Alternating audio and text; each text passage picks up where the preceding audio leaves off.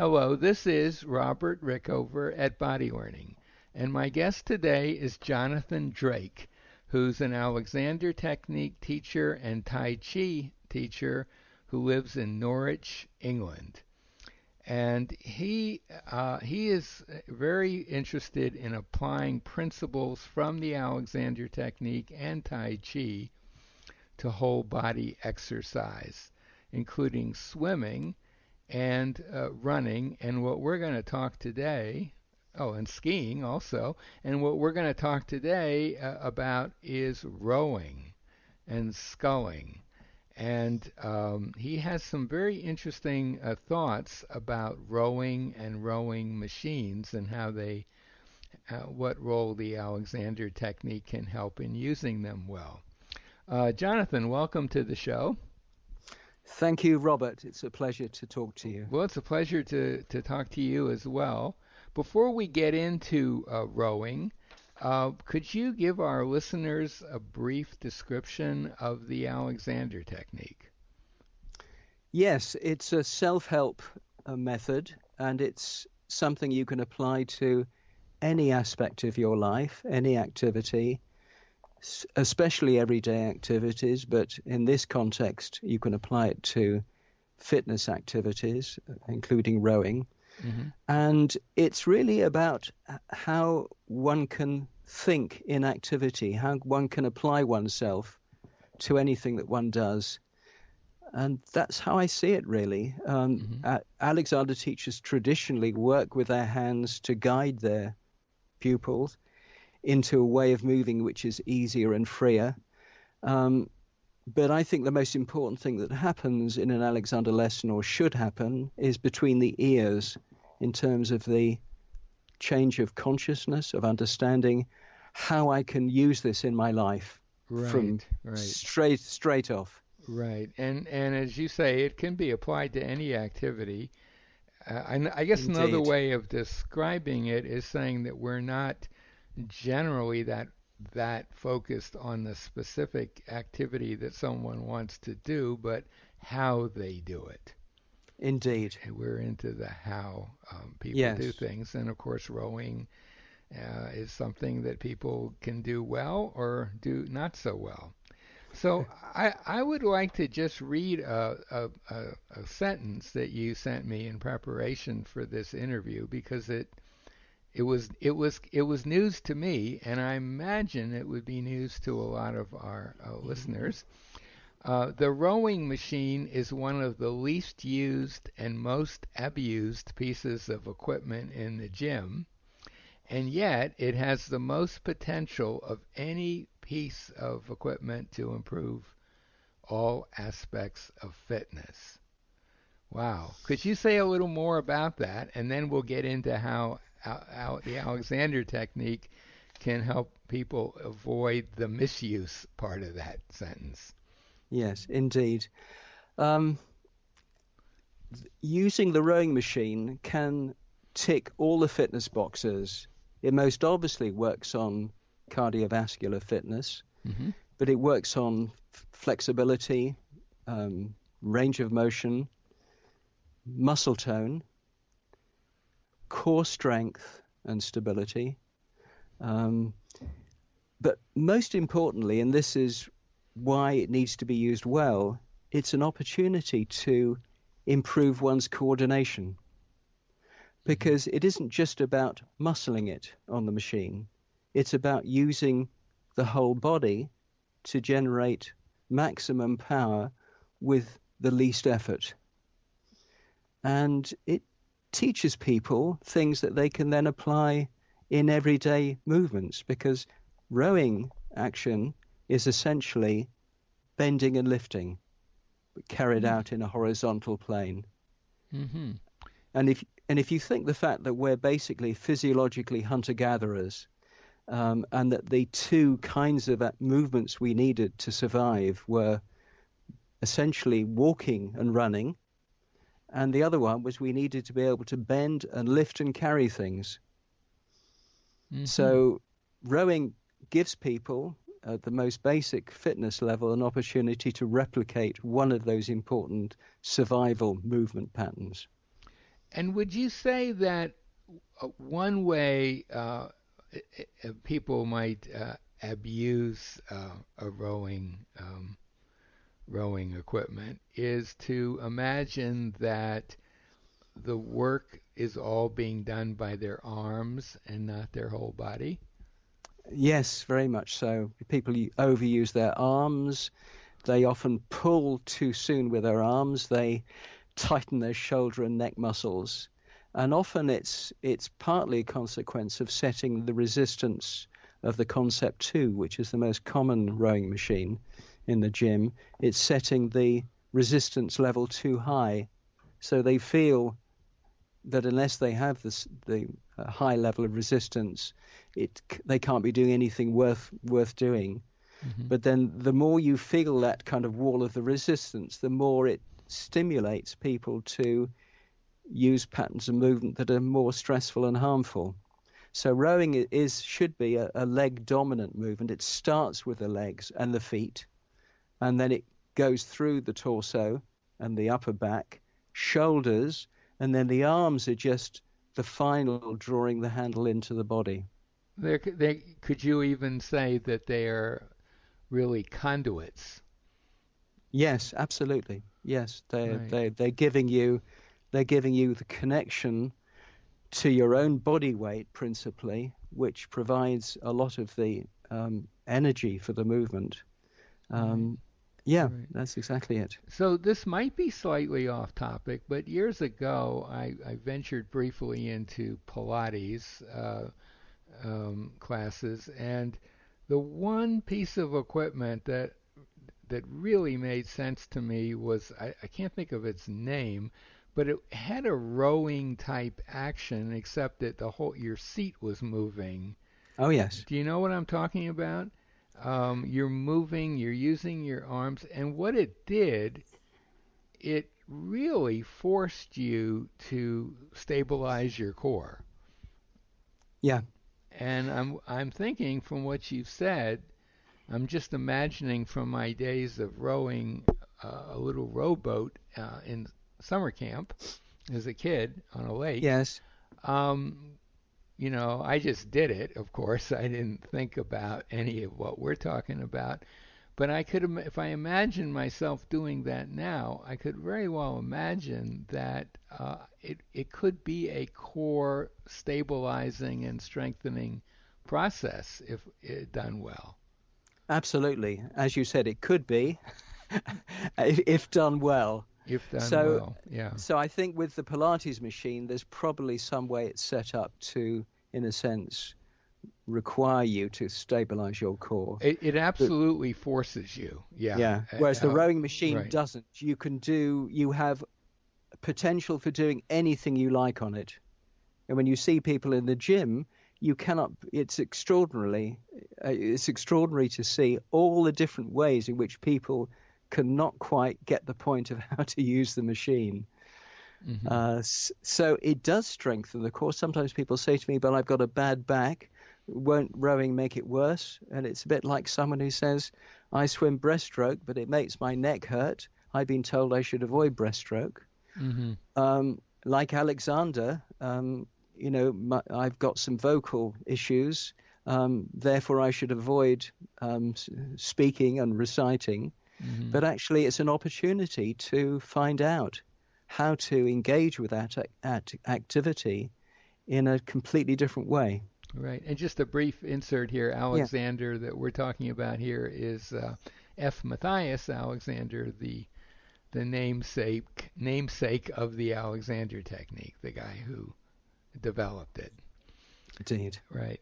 So how would you, if you had a student who came to you who's using a rowing machine, how would you help them to use it in a way that would bring out these beneficial aspects?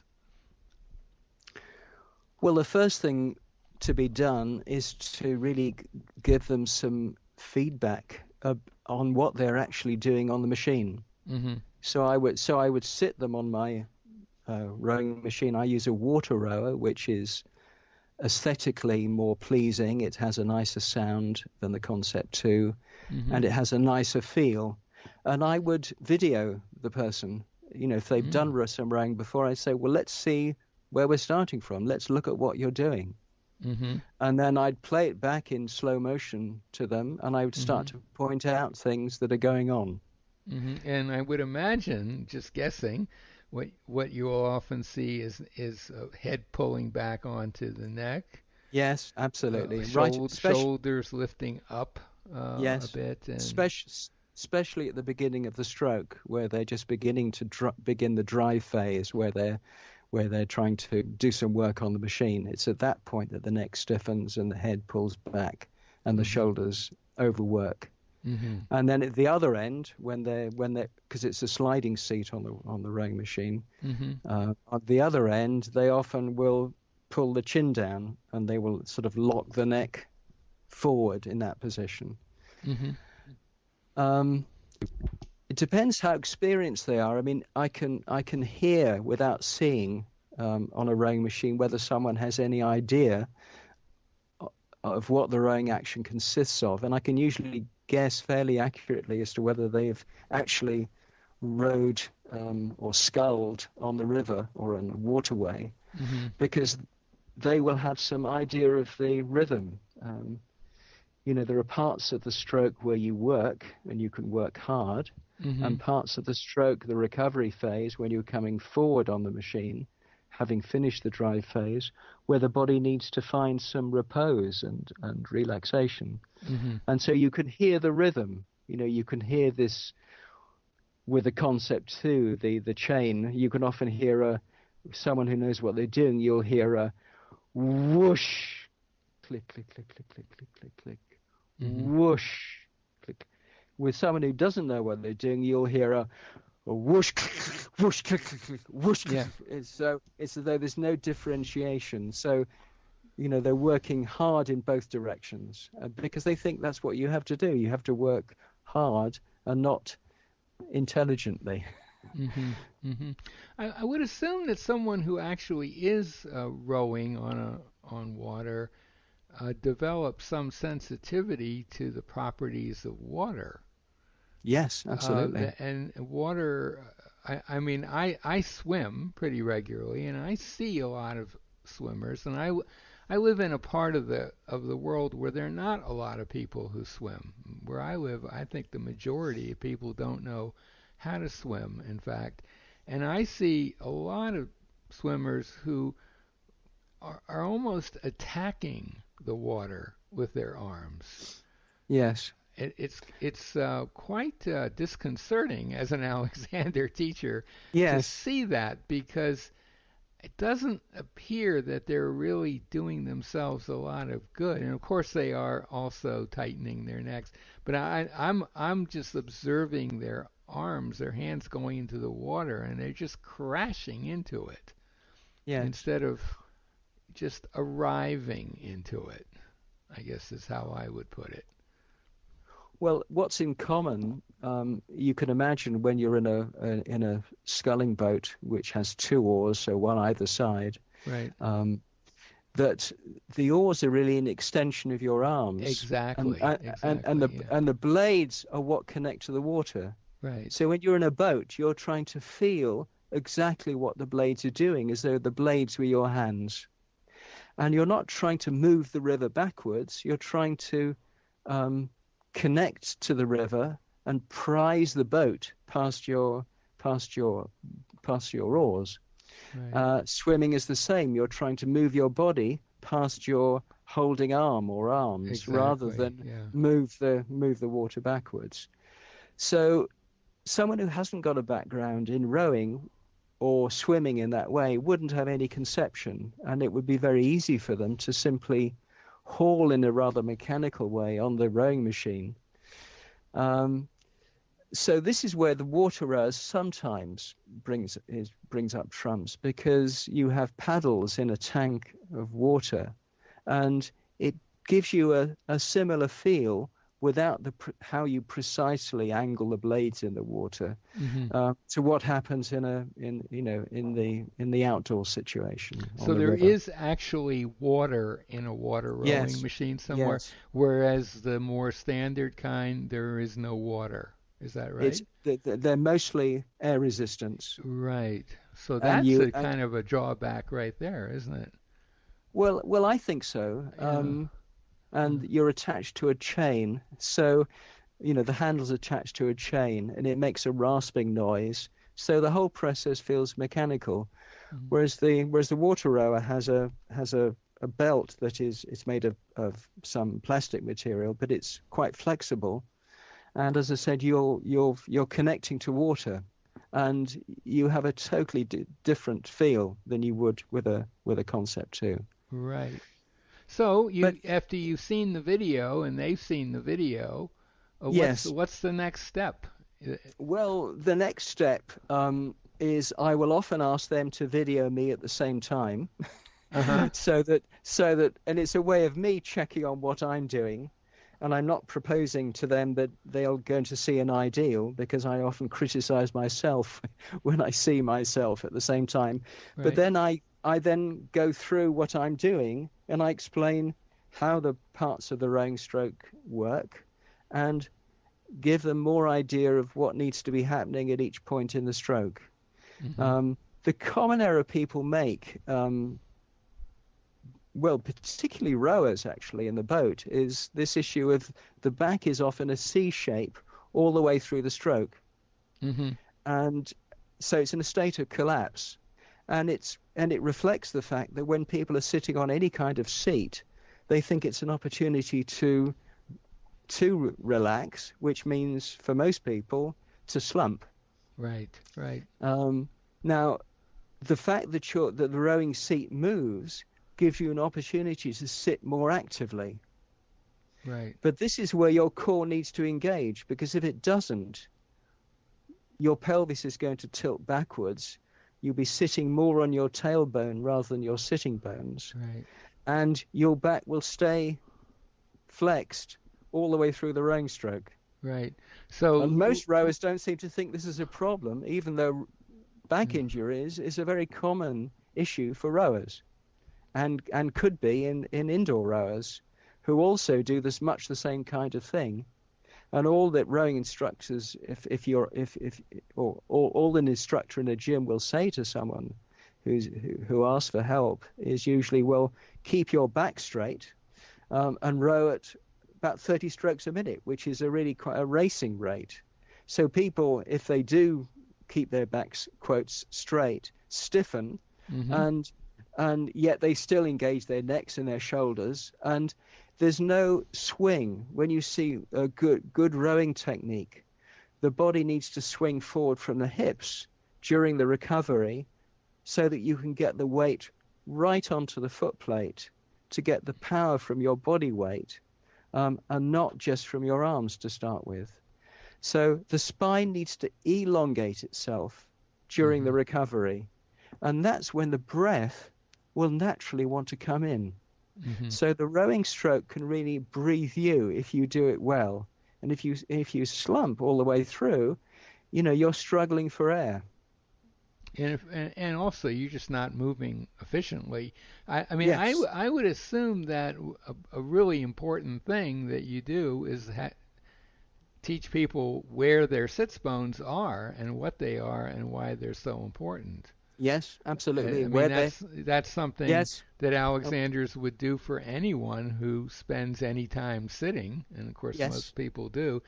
But because as you say, it's very common for people when they sit to kind of sink down, thinking they're relaxing, and they're really just crashing into themselves, and Yes. often putting weight on their sacrum, which is Yes. uh, probably the Very. last part of you you'd want to be have weight bearing. And for any listeners who aren't clear about exactly where the what sits bones are and where the sacrum is, I just Google it and take a look. But the sits bones are exactly what's designed to support your weight in a sitting Absolutely. position. Absolutely. It will Yeah, support the spine and it will right, help the head right. balance delicately on the spine. I Which mean, the is other what you thing, teach as well, right? As an ab abs Alexander teacher. Yeah. absolutely. So we'd look at, where the hip joints are located, range of movement you have there, Right. where the head neck joint is, Right. Hmm. and how this is very central in the structure of the body. And I assume ultimately how the student can direct themselves to encourage a gentle lengthening of their spine and bring to bear whatever flexibility and strength they have to the task at hand. Absolutely. Yeah. I mean, So, yeah, go go ahead. on. Uh, Well, I was going to say there may be other issues like, the ankles may be stiff, the of course, hamstrings yeah. may be tight, and Right, they need to be addressed. But first of all, address the everyday context. right. In Alexander work, we teach people how to take themselves into what we call monkey, which is how to bend. And as I see it, principally using the hinging from the hips and Mhm. then letting the knees and ankles bend passively. Mhm. And what a lot of people do is either bend from their lower back Mhm. or bend the knees too actively and end up by pulling themselves down into their hips and lower back. Mhm. So in rowing, it's really important that you rock over from the pelvis and the hips as you move forward on the machine. Um, and so the place where flexion takes place, first of all, is the hips, and then the knees follow, not Mhm. knees first. And Mhm. what most people do on the rowing machine is bend their knees first, and they strap themselves into the machine. So they use the straps to haul themselves forward. So they're Mhm. using their hip flexors to drag themselves forward. Mhm. And so the hips don't go through the proper range of motion that they should do. Right. And as a consequence, the lower back tends to be compressed most of the rowing stroke. Right. Now, for someone listening to this who wants to investigate it further, and let's say they find they have access to a rowing machine, and they can find an Alexander teacher in their area. The vast majority of Alexander teachers don't row, and certainly don't have rowing machines in their studio. Can That's true. a person benefit from Alexander work even in your view, even with those limitations? Absolutely. Because you can, for instance, discover how to sit more actively. Yeah, yeah. So with a bit of intelligent application, you can start to change what you would otherwise do on the rowing machine. And an Alexander teacher will help you how to go into monkey. Mhm. Some will help you lunge, Mhm. and principles of both movements are very relevant to the Mhm. rowing action. There's also a lot of resources available online. Some of it's confusing, some of it's misconceived. Mhm. Um, I had just recently had published a little ebook on rowing technique from a holistic perspective Mhm. by Row Perfect, and that's available to download to buy. Okay. And that will give people a lot of ideas about how Alexander principles can be applied to rowing. So Okay. if they have some background in Alexander technique, it will make much more sense than someone just coming off the street, so to speak. Right. And is that book? Can they find that book on your website? I'm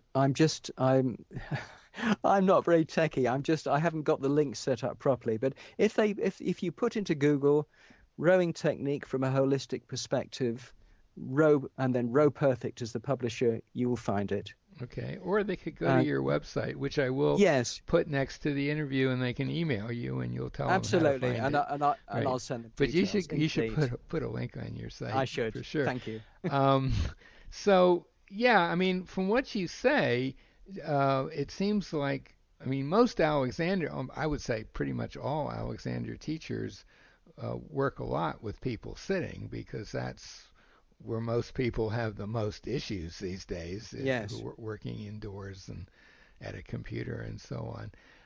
And that alone would make a huge difference. And I suppose it would make sense if you are using a rowing machine to get someone to video you and show it to the teacher, and you could two of you could look at it together and the teacher could point out things. It would be, I think, a lot of the things you're talking Indeed. about would be pretty obvious once you've started thinking along Alexander lines, so to speak.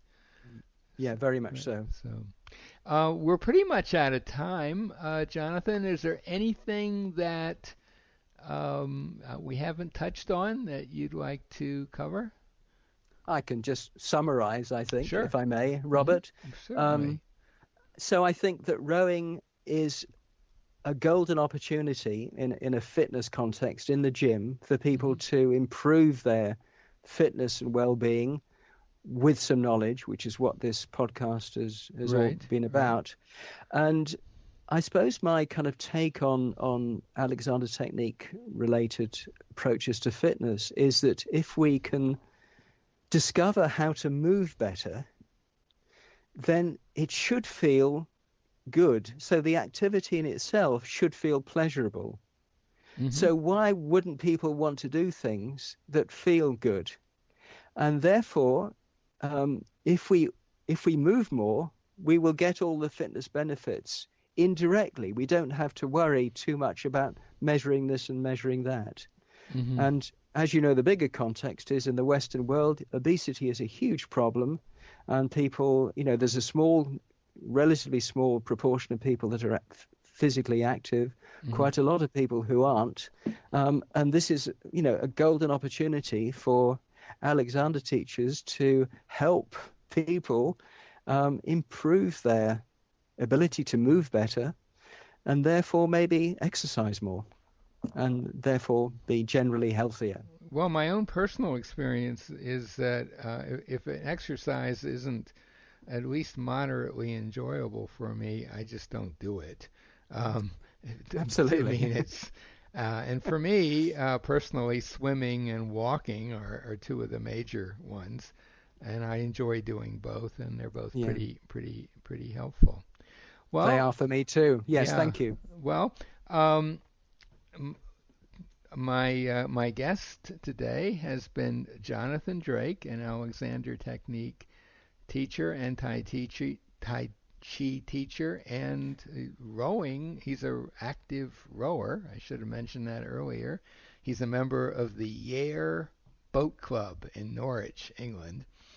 And I'll put a link to Jonathan's website by the interview. And if you're interested in, if you live in that area, Norwich, England, you can contact him. And if you're interested in his book, you could contact him, and hopefully he'll put a link on his website soon. I'll also put a link to a website that'll enable you to locate a teacher, an Alexander Technique teacher, anywhere in the world. So, Jonathan, thank you so much for being on the show. Thank you so much, Robert. It was a real pleasure.